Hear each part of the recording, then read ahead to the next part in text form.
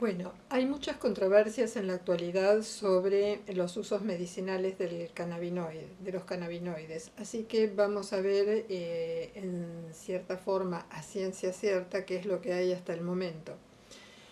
El objetivo de estas dos charlas es ponernos al tanto sobre esto. En la primera vamos a hablar sobre los cannabinoides en sí y en la segunda sobre los usos medicinales. Una de las primeras cosas que debemos entender es el sistema endocannabinoide. Para entenderlo tenemos que saber que todo organismo vivo es susceptible de percibir estrés y que ante una situación que considera de amenaza, y si esta situación es muy intensa o se sostiene a lo largo del tiempo, va a transformarse en un conflicto para el organismo que lo percibe.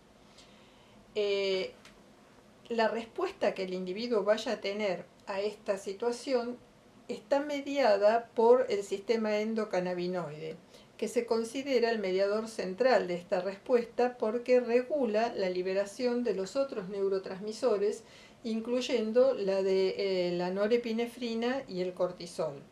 Interviene de esta manera el sistema endocannabinoide en el estado de ánimo ante el estrés.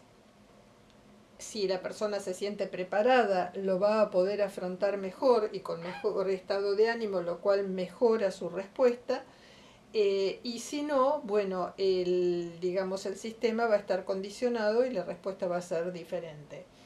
Actúa también sobre la cognición, la capacidad de aprender del individuo de esta nueva situación, y para, digamos, la respuesta biológica, lo que hace el sistema endocannabinoide es activar el eje hipotálamo-hipófisis-adreno-inmunológico.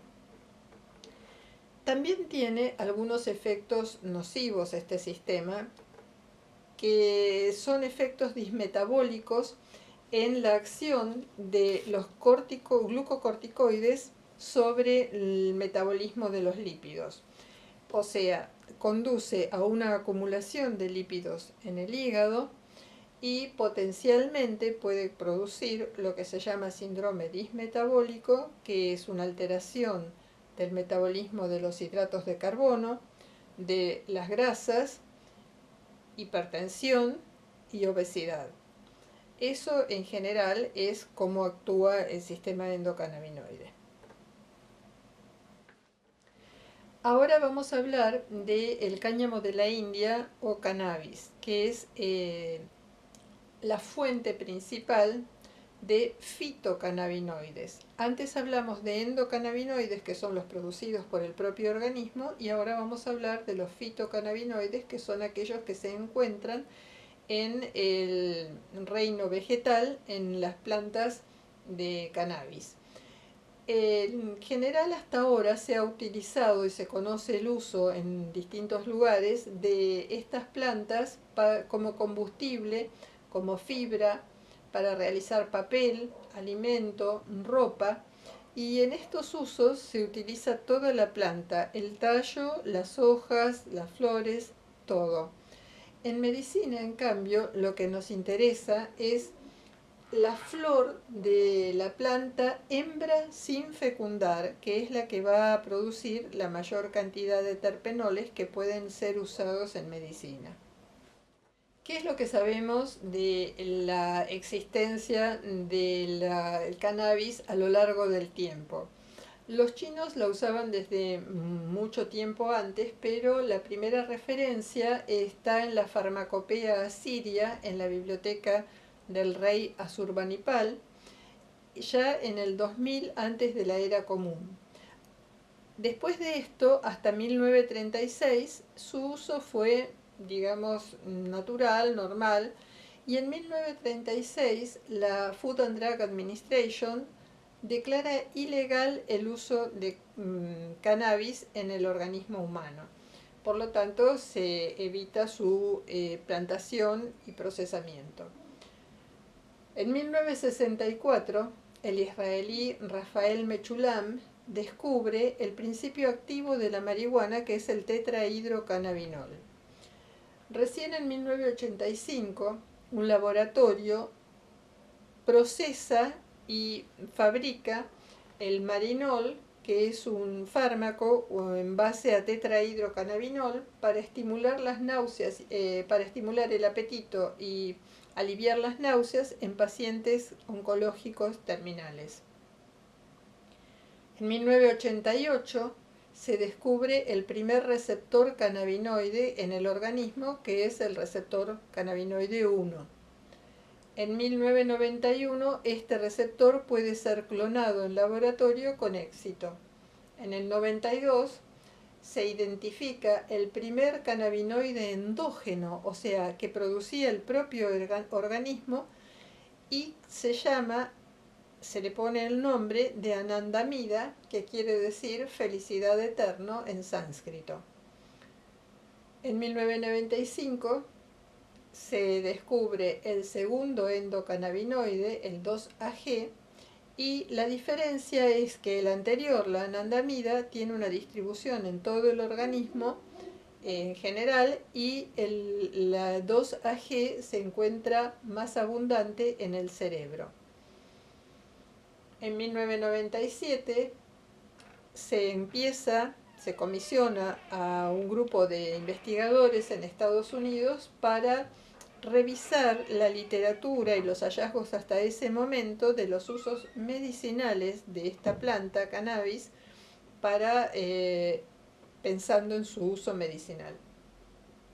Y recién en 2013 surge un fármaco que es un spray bucal que combina tetrahidrocannabinol y cannabidiol en partes iguales y comienza su uso en esclerosis múltiple, dolor neuropático, en distintos países. Como verán, esto es muy reciente y todavía se están investigando todos estos distintos productos.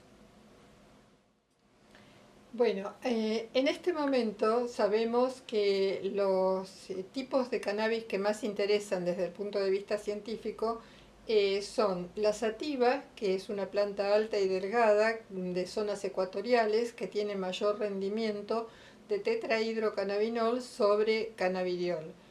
La índica, que es originaria de Pakistán, Afganistán, y que a la inversa tiene más cantidad de cannabidiol que de tetrahidrocannabinol.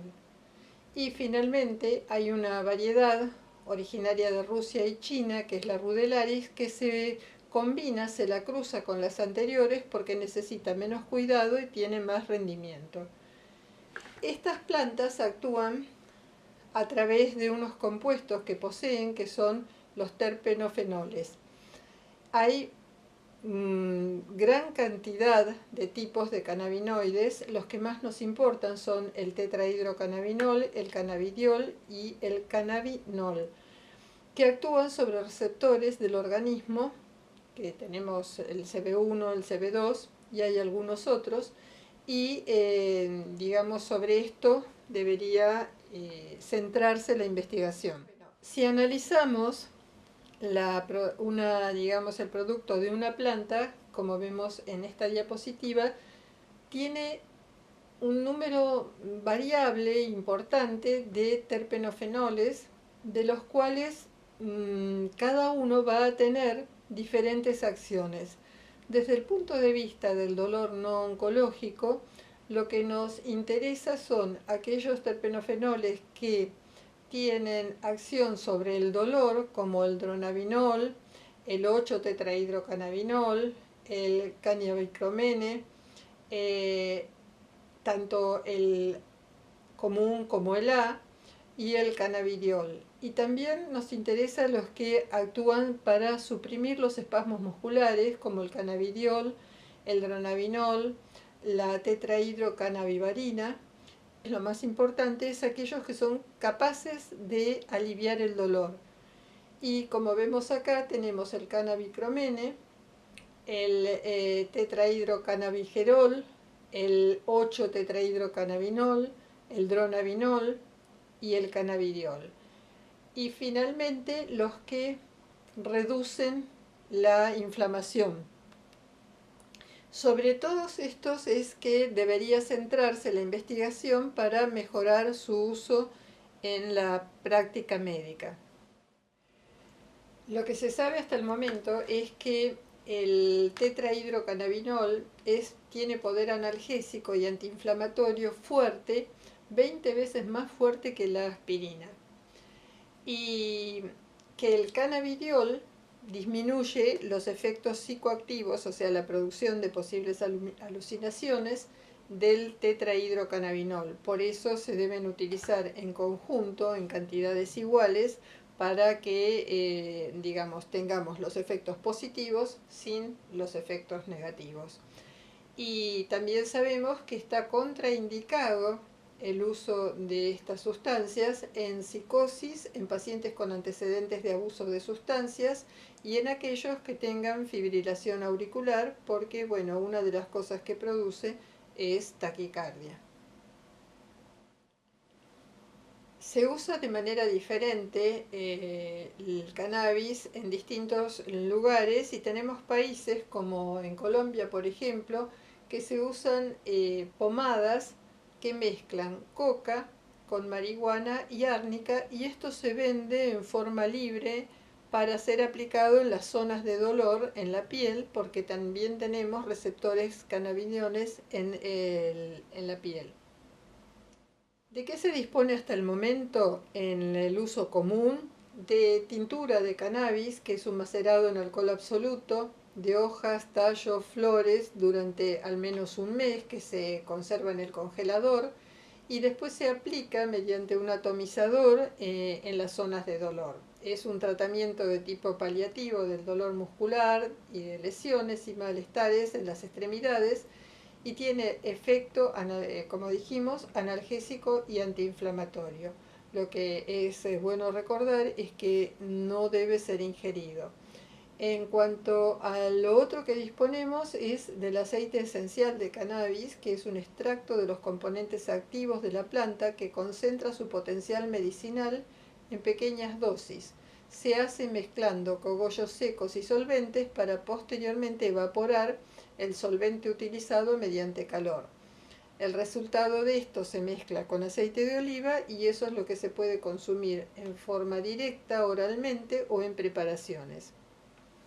El riesgo de estas dos, digamos, de estos dos productos es que no está estandarizado su producción, por lo tanto, cada productor o cultivador va a, digamos, cultivar distintas semillas que van a producir distintos terpenofenoles y que en el proceso de elaboración cada uno de los frasquitos puede tener diferentes cantidades de diferentes sustancias, y esto hace que su uso y el, digamos, resultado que pueda producir sea diferente y no sea posible calcularlos. O sea que lo que se está esperando hasta el momento es que se estandarice digamos, el uso de la plantación de una sola cepa, y que de esta cepa se sepa qué proporciones tiene de cada uno de los terpenofenoles y que se pueda aplicar en una dosis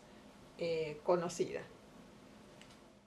Si consideramos los efectos adversos causados por drogas, vemos que el cannabis se encuentra, digamos, mucho después del alcohol y del tabaco. En el gráfico vemos en turquesa el daño que el consumo de esa droga de cada una de estas drogas, puede producir en terceras personas, y en azul el que le puede producir al usuario. Vemos que el riesgo del alcohol para terceros y del tabaco es importante. En cambio, en el cannabis es mayor el riesgo de lo que la persona se produce a sí misma. Y si lo comparamos con las benzodiazepinas, que son drogas de uso muy común, vemos que el daño en general es menor en las benzodiazepinas y menor también para los terceros, pero no es tanta la diferencia de ambos con con el cannabis. Los cannabinoides también tienen un efecto general y un efecto diferente según el género. En cuanto a lo general, actúan en el estrés, la impulsividad, la baja temperatura del cuerpo, la cognición, el aprendizaje, el riesgo de adicción y la memoria de recompensa. En cuanto al hombre, lo que va a producir es un equilibrio de la energía, pero una disminución de la actividad sexual. Y en la mujer produce analgesia, mayor actividad motora, mejora la depresión, actúa sobre la catalepsia y la ansiedad y aumenta la actividad sexual. Y en ambos géneros va a producir aumento de la ingesta, sobre todo de hidratos de carbono. También lo que sabemos es que ambas plantas, tanto la sativa como la índica, actúan diferente. En la sativa hay mayor proporción de tetrahidro sobre el cannabidiol y eso va a producir lo que se conoce como subidón cerebral o mayor actividad a este nivel. Es euforizante, disminuye las náuseas, mejora la motivación, aumenta la concentración y alerta. Suelen decir los artistas que tienen mayor inspiración y creatividad.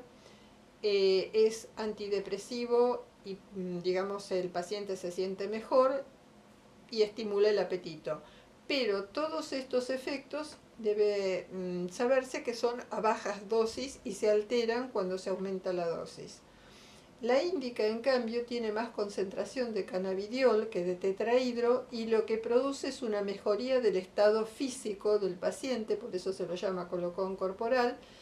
Es relajante muscular, disminuye la inflamación, disminuye el dolor, ayuda a conciliar el sueño, actúa como sedante, aumenta la dopamina, mejora el estrés y la ansiedad y también estimula el apetito. Lo importante es saber que para contrarrestar los efectos negativos de la sativa conviene que se administre mezclada con la índica o, digamos, regulada la cantidad de tetrahidro con cannabidiol. También la dosis es importante de cada uno de ellos y también los receptores que pueda tener cada uno de los individuos que utiliza una droga como esta. Por eso que no se puede decir a tantos gramos de una cosa vamos a tener tal resultado. El resultado también es el paciente dependiente, el individuo dependiente. Se consiguen en el mercado, sobre todo en otros países, diferentes variables de cannabis y cada una de ellas tiene diferentes acciones, pero por el momento los resultados son los que refieren los usuarios, no hay estudios realizados al momento. Y volvemos a repetir que en dosis bajas puede el tetrahidro ser un antidepresivo, pero si se aumenta la dosis y esto va a depender tanto de la droga utilizada o de la planta utilizada como de los receptores del individuo, los efectos varían. Otros cannabinoides no psicoactivos como el cannabidiol y el cannabicromene también tienen fuertes propiedades para mejorar el estado de ánimo. Por todo lo que hemos visto hasta el momento, lo que podemos concluir es que se deben establecer acuerdos para realizar trabajos multicéntricos, o sea, en diferentes centros médicos, sobre un determinado terpenofenol o una determinada combinación de ellos y que todos utilicen la misma para poder reunir un número suficiente de pacientes tratados como para poder sacar conclusiones lo más acertadas posibles, porque por el momento los trabajos que hay son de pocos casos, o sea, de pocos pacientes, con diferentes combinaciones, lo cual no permite que estos trabajos sean comparados entre sí hasta el momento y se obtengan conclusiones acertadas. Esto es la etapa en la que nos encontramos. Y como dice el aforismo, hasta el momento lo que podemos decir es que la práctica y el arte en la historia de la humanidad siempre han sido anticipatorias y la ciencia es comprobatoria, por lo cual es mucho más tardía, porque necesita probar que aquello que se ve en determinado, digamos, uso, se puede generalizar. Y esto se hace para la protección de las personas que utilicen esto con fines medicinales.